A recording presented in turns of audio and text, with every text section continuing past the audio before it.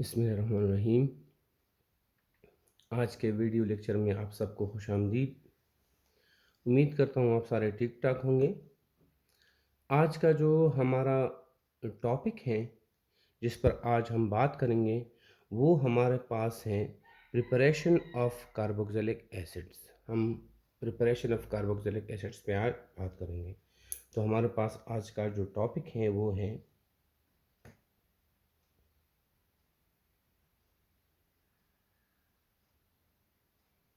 Preparation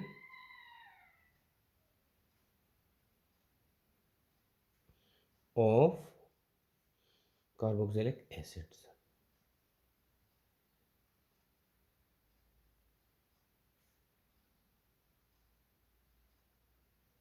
ये हमारा जो टॉपिक है इस पर हम आज बात करेंगे। तो मैं आपको बताता चलूँ कि आपके कोर्स में जो प्रिपरेशंस हैं, सही, उसके 5 मेन मेथड्स हैं, 5 मेन मेथड्स हैं हमारे पास आपके बुक के अंदर कार्बोक्सिलिक एसिड के, सही।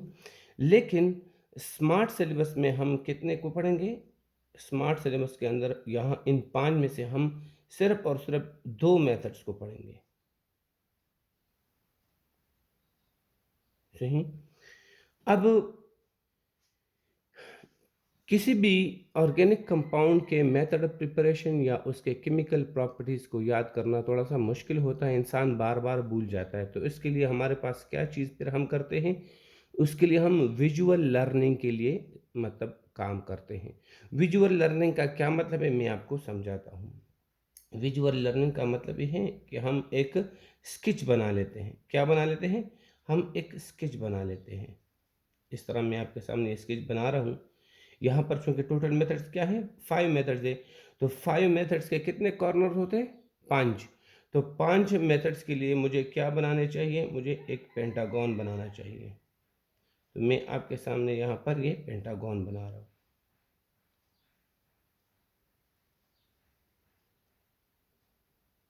ये देखिए, सही।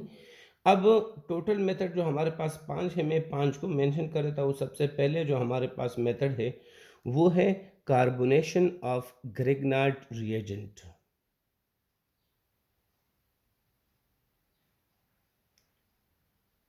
Carbonation of Grignard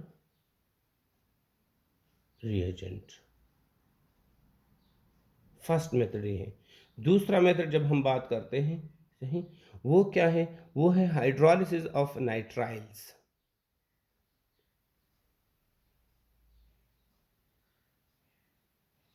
hydrolysis of nitriles, मैं ये भी समझाऊंगा कि नाइट्राइल्स होते क्या चीज़ है, सही। तीसरा मेथड हमारे पास जो है आपके बुक के अंदर वो हमारे पास है oxidation of primary alcohols.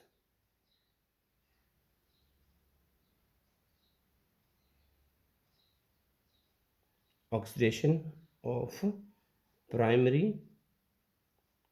Alcohols. Primary के लिए मैंने सिर्फ PRI लिख दिया, शॉर्ट। चौथा मेथड्स जो हम डिस्कस करेंगे वो हमारे पास है oxidation of aldehydes.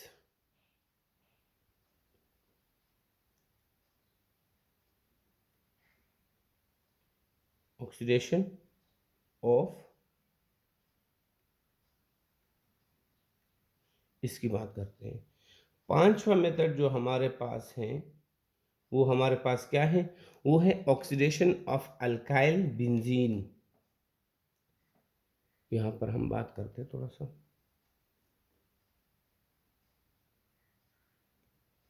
Oxidation of alkyl benzene, सही। तो ये हमारे पास 5 मेथड्स है टोटल जो आपके बुक में मौजूद हैं। लेकिन इन मेथड्स में हम सिर्फ क्या पढ़ेंगे? सिर्फ हम मेथड नंबर 2 और मेथड नंबर 5 को पढ़ेंगे। ये पहला मेथड, ये तीसरा मेथड और ये चौथा मेथड, ये हम नहीं पढ़ेंगे क्योंकि हमने स्मार्ट सिलेबस को फॉलो करना होता है। तो स्मार्ट सिलेबस में सिर्फ 2 ही मेथड है, मैं यहाँ पर बता भी चुका हूँ। एक हाइड्रोलिसिस ऑफ नाइट्राइल्स है और दूसरा हमारे पास ऑक्सीडेशन ऑफ अल्काइल बेंजीन है। तो इन 2 की तरफ मैं आ जाता हूँ और इन दोनों को पढ़ना शुरू करता हूँ, आपको एक्सप्लेन करवाता हूँ। सबसे पहले हमारे पास क्या है, मेथड नंबर 2 है और वो हमारे पास है हाइड्रोलिसिस ऑफ नाइट्राइल्स।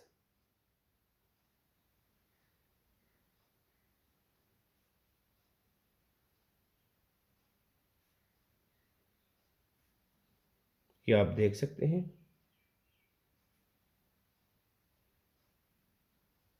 ये हमारे पास फर्स्ट मेथड जो हम यहाँ पर इंशाल्लाह अब डिस्कस करेंगे। सबसे पहले मैं आपको बताता चलूँ कि व्हाट आर नाइट्राइल्स। तो याद रखें, नाइट्राइल्स हमारे पास कौन से कंपाउंड होते हैं।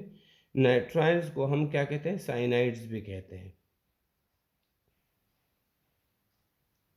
और ये है क्या चीज़, ये है हमारे पास, ये देखें, कार्बन जब हमारे पास 3 बॉन्ड बना लेता है नाइट्रोजन के साथ और यहाँ कोई अल्काइल ग्रुप अटैच हो तो इसको हम साइनाइड्स कहते हैं, जिसमें सी इन साइनो ग्रुप हो, इस ग्रुप को साइनो ग्रुप कहते हैं। अब ये ट्रिपल बॉन्ड में याद रखिए, एक ये हमारे पास क्या होता है, ये बीच वाला हमारे पास, मतलब इसमें 2 पाई बॉन्ड होते हैं, ये और ये क्या होते हैं, पाई बॉन्ड, और ये जो बीच वाला है ये हमारे पास होता है सिग्मा बॉन्ड। समझ में बताएंगे। तो ये साइनाइड हमारे पास ऑर्गेनिक भी हो सकते हैं, इनऑर्गेनिक भी हो सकते हैं, मतलब सोडियम साइनाइड वगैरह। तो इनऑर्गेनिक वाले साइनाइड्स को ओनली साइनाइड्स कहते हैं। लेकिन अगर इसके साथ कोई अल्काइल ग्रुप अटैच हो जाए और ये ऑर्गेनिक नेचर वाला बन जाए तो फिर इसको साइनाइड्स भी कहते हैं, नाइट्राइल्स भी कहते हैं। तो ये चीज़ आपको पता हो। अब इनका रिएक्शन किस तरह होता है तो मैं आपको करवा देता हूँ यहाँ पर। सपोज हमारे पास इसके साथ, इस साइनो ग्रुप के साथ आर अटैच है, तो ये क्या, अल्काइल साइनाइड्स बन जाते हैं। ये हमारे पास आप देख सकते हैं सिंपल साइज का रिएक्शन है, कुछ इतना ज़्यादा इसमें मसला नहीं है।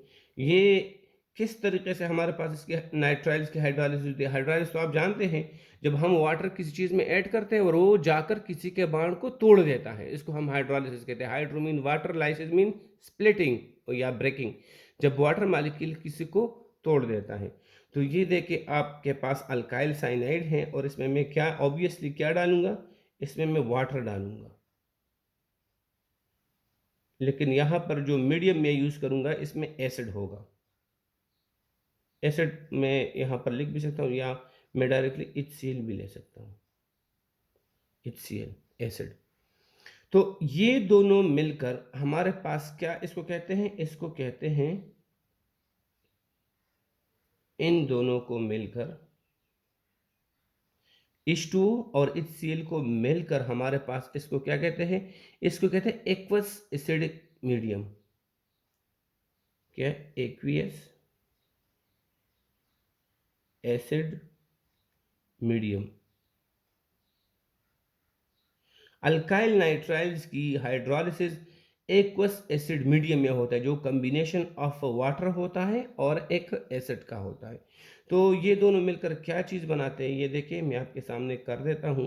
R बन जाता है, C ऊपर हमारे पास O आ जाता है, यहाँ पर OH, एक कार्बोक्सिलिक एसिड बन गया है, सही, साथ में एक अमोनियम आयन बन गया है और एक क्लोराइड आयन इसमें यहाँ होता है।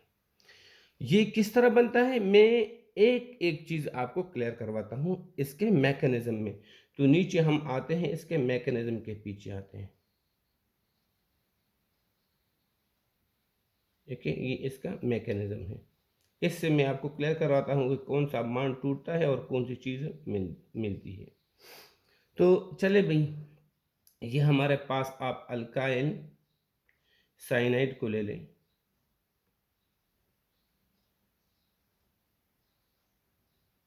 ये मैंने ले लिया, सही। क्या होता है, हमने वहां ऊपर क्या लिखा हुआ है, 2:2। तो एक एक H2 और फिर हमारे पास है दूसरा H2। अब आप कहेंगे कि सर आपने ये डिफरेंट फॉर्म में क्यों लिखे हैं। तो भाई ये बांड जो जो बांड हम ब्रेक करते हैं ना, तो जो बाण भी ब्रेक किया जाता है उसको लेंथी किया जाता है, लेंथी शो किया जाता है कि ये बाण हम तोड़ रहे हैं। क्योंकि यहाँ मुझे दोनों बाण तोड़ने हैं तो मैंने दोनों मेंशन किए, यहाँ मुझे सिर्फ एक बाण तोड़ना है तो फिर मैं एक को मैं क्या करता हूँ, मेंशन करता हूँ। समझ में आता है? तो ये बाण भी टूट जाता है, ये भी टूट जाता है, तो ये भी पार्शियल पॉजिटिव, ये भी पार्शियल पॉजिटिव और ये पार्शियल नेगेटिव। इस तरह हमारे पास ये पार्शियल पॉजिटिव और ये सारा का सारा OH पार्शियल नेगेटिव, ये हमारे पास। तो क्या होता है हमारे पास, ये खुद भी पोलराइज हो जाता है, ये पार्शियल नेगेटिव और ये पार्शियल पॉजिटिव। ये 3 टाइम्स पार्शियल नेगेटिव है, ये 3 टाइम्स पार्शियल पॉजिटिव है के। अब क्या होता है, ये सारा का सारा बाण मैं यहाँ पर बना देता हूँ, देखें। इसके अलावा यहाँ पर HCl भी होता है जो कि पार्शियल पॉजिटिव पार्शियल नेगेटिव होता है, और ये बाण भी यहाँ टूटेगा। तो क्या होता है ये पूरा का पूरा बाण स्प्लिट हो जाता है। ये हमारे पास 3 टाइम पार्शियल नेगेटिव होता है, ये 3 टाइम पार्शियल पॉजिटिव हो जाता है। तो हमारे पास इस कार्बन के पास सबसे पहले ये ऑक्सीजन ऊपर की तरफ से आता है, यहाँ पर आकर। सही, ऑक्सीजन तो हमारे पास 2 टाइम पार्शियल नेगेटिव है, तो कार्बन जो यहाँ 3 टाइम्स पार्शियल पॉजिटिव है, तो वो ऑक्सीजन का 2 टाइम्स पार्शियल नेगेटिव इसके 2 टाइम्स पार्शियल पॉजिटिव को मतलब बैलेंस कर लेता है। एक इस पर पार्शियल पॉजिटिव चार्ज रहता है, तो ये जब टूट जाता है तो नीचे की तरफ से हमारे पास क्या आता है, ये भी इसमें ऐड हो जाता है।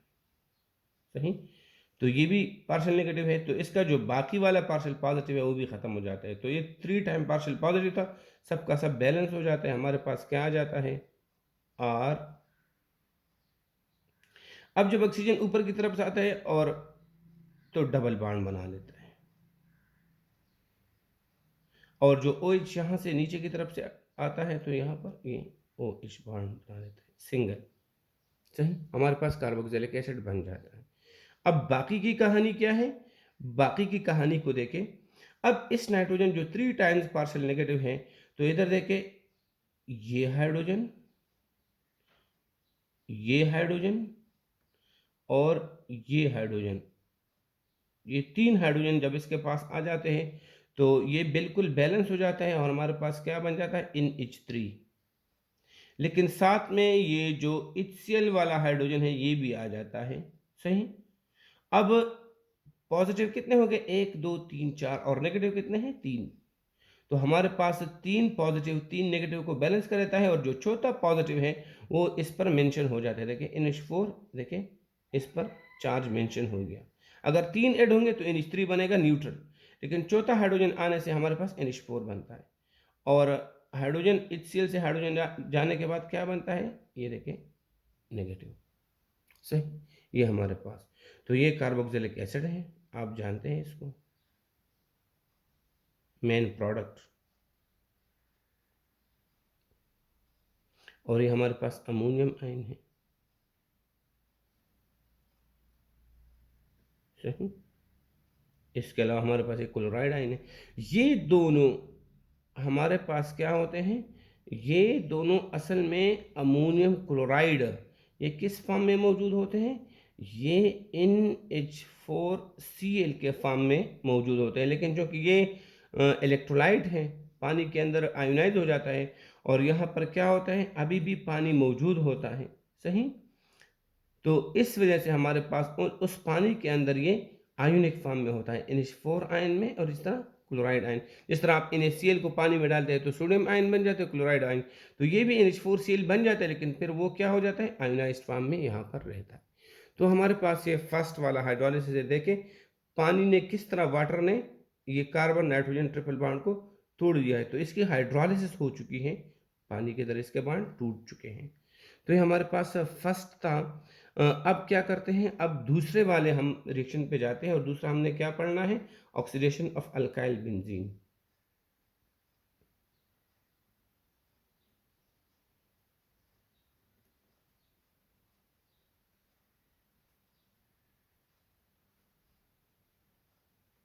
ऑक्सीडेशन ऑफ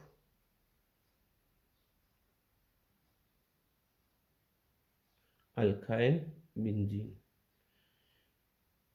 अल्काइल बेंजीन क्या होता है? अल्काइल बेंजीन आपको पता होना चाहिए, ऐसा बेंजीन जिसमें एक हाइड्रोजन की जगह क्या हो, कोई भी अल्काइल ग्रुप अटैच हो। सही। मैं आपको यहाँ पर बताता चलूँ कि अल्काइल बेंजीन क्या चीज़ है।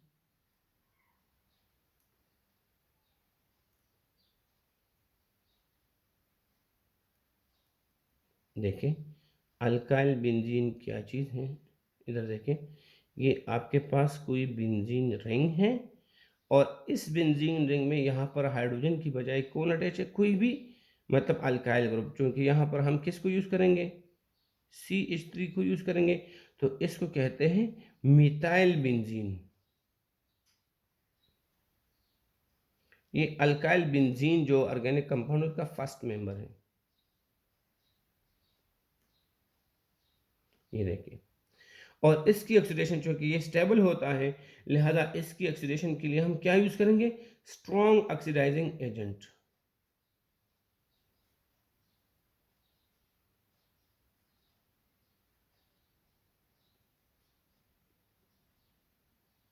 सिर्फ स्ट्रॉन्ग ऑक्सीडाइजिंग एजेंट्स ही हम इस्तेमाल कर सकते हैं। तो स्ट्रॉन्ग ऑक्सीडाइजिंग एजेंट आपने अल्डिहाइड और कीटोन के चैप्टर में पढ़ा हुआ है, बल्कि बार बार पढ़ा हुआ है कि हमारे पास वेल नोन क्या होते हैं, क्या इम्यूनोफोर होता है इसका सोल्यूशन, और हमारे पास होता है पोटाशियम डाइक्रोमेट K2CR2O7 इसका सोल्यूशन। अब ये इसके साथ थोड़ा सा हम H2SO4 भी डालते हैं ताकि इसकी एसिडिक प्रॉपर्टी थोड़ी सी इन्हेंस हो सके, थोड़ी सी इम्प्रूव हो सके, ज़्यादा हो सके। तो ये हमारे पास इस तरह होता है। अब चलिए रिएक्शन की तरफ जाते हैं। तो रिएक्शन में आपको करवा देता हूँ। यहाँ मैं लेता हूँ मिथाइल बेंजीन लेता हूँ,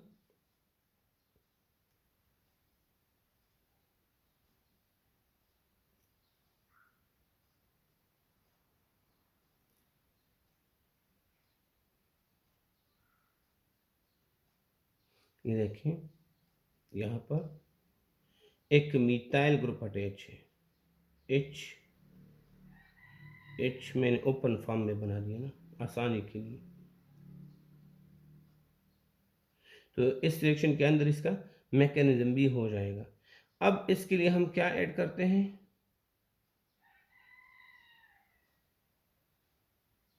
देखिए यहाँ पर हम स्ट्रॉन्ग ऑक्सीडाइजिंग एजेंट, सपोज मैं KMnO4 ले रहा हूँ,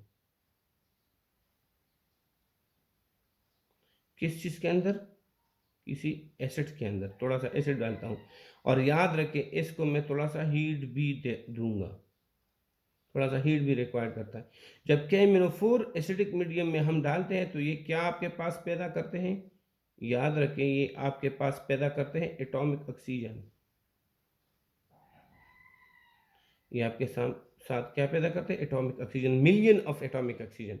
लेकिन हम फिर क्या करते हैं, पर मॉलिक्यूल कितने ऑक्सीजन ऐड होते हैं, यूज होते हैं, फिर यहाँ पर हम मेंशन कर देते हैं। सही। सबसे पहले क्या होता है, इन दो हाइड्रोजन के पास ये बॉन्ड भी टूट जाता है, ये भी टूट जाता है, और इन दो हाइड्रोजन के पास जैसे ही यहाँ से एक एटॉमिक ऑक्सीजन आता है, एक, तो इन दोनों हाइड्रोजन को उठाकर ले जाता है और आपके पास यहाँ पर बन जाता है H2O। सबसे पहले ये, फिर क्या होता है, एक ऑक्सीजन हमारे पास क्या होता है, यहाँ से आकर जो कार्बन की दो वैलेंसियां, हाइड्रोजन जाने के बाद जो दो वैलेंसियां खाली रह जाती हैं उनके साथ ऐड हो जाता है। एक ऑक्सीजन क्या करता है, एक एटॉमिक ऑक्सीजन ये जाकर इस कार्बन के साथ, जो हाइड्रोजन जा चुके हैं ना, दो वैलेंसियां खाली हो चुकी है, तो वह ऑक्सीजन ऐड हो जाता है। और जो थर्ड ऑक्सीजन है ये हमारे पास क्या करता है, ये हमारे पास होता है यहाँ पर आकर एक ऑक्सीजन इस बॉन्ड के अंदर सिंपली ऐड हो जाता है। क्या हो जाता है, सिंपली ऐड। तो हमारे पास मतलब ये है कि पर मॉलिक्यूल कितने इस्तेमाल हुए, तीन हमारे पास ऑक्सीजन के एटम्स इस्तेमाल हुए, और हमारे पास जो प्रोडक्ट बनता है वो आप देख सकते हैं,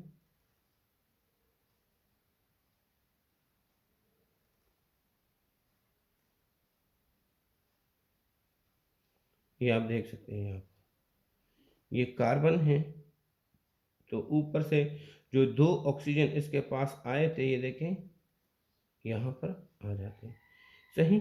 फिर इस कार्बन हाइड्रोजन बांड में चूंकि ऑक्सीजन ऐड हुआ था, ये क्या बन जाता है, ये यहाँ OH बन जाता है। क्या बन जाता है, OH बन जाता है। सही। और दो हाइड्रोजन जाकर ऑक्सीजन के साथ चले जाते हैं, तो हमारे पास क्या हो जाता है, H2O बन जाता है। तो ये हमारे पास प्रोडक्ट्स हैं। तो इसका मतलब है हमारे पास यहाँ क्या बनता है, बेंजोइक एसिड बनता है।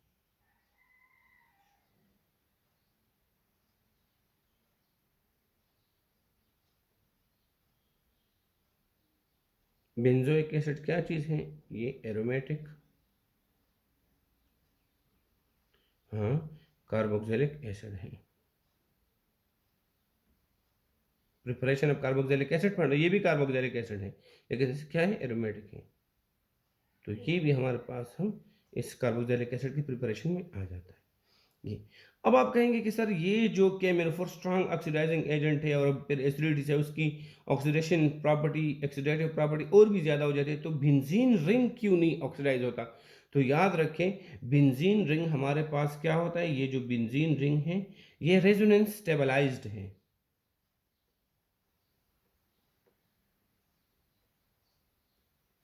ये क्या है जी, ये रेजोनेंस स्टेबलाइज्ड है।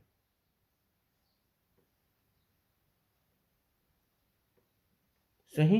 ये कभी भी रिएक्शन नहीं करता, ये तब रिएक्शन करता है जब किसी भी माहौल में एक इलेक्ट्रोफाइल मौजूद हो, तब कहीं जाकर ये बेंजीन रिंग रिएक्शन करता है। क्योंकि यहाँ पर कोई हमारे पास इलेक्ट्रोफाइल तो है नहीं, लिहाजा ये क्या होता है, कभी भी ये ऑक्सीडाइज वगैरह नहीं होता, रिएक्शन वगैरह नहीं करता। तो जो इसके साथ अल्काइल ग्रुप अटैच है, मिथाइल ग्रुप, उसी की ऑक्सीडेशन हमारे पास हो जाती है और ये प्रोडक्ट्स आपके पास बन जाते हैं। तो ये हमारे पास था, दो मेथड्स थे, इसमें कोई और चीज़ नहीं है। Thank you so much.